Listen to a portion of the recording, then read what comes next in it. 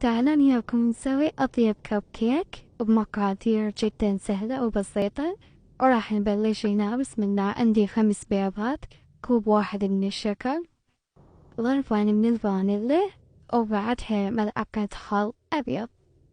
وهنا عندي ملعقة من محسن الكيك. اخلطهم كل زين لحد ما يتغير عند القوام بهالشكل هذا. وهنا عندي ملعقة واحدة من الروب الزبادي. هنا نكهة 3 كوب من الزيت، وبعدها هنا كوب واحد حليب. اخلطهم كل زين، وبعدها راح أضيف 3 أكواب طحين منخول كل زين، وبعدها ضربين من البيكنج، واخلطهم لحد ما يصير عندي هذا القوام هيجي ثقيل. وبعدها هنا بصينية الفرن أخلي عليهم هاي الأوراق الكب كيك تنقوم عند أهل المطيبات، وانزل عليهم خليط الكيك، وبعدها اي نوع من الشوكولاتة انتو تحبوها، وادخلها الفرن على الوسط على درجة حرارة 180.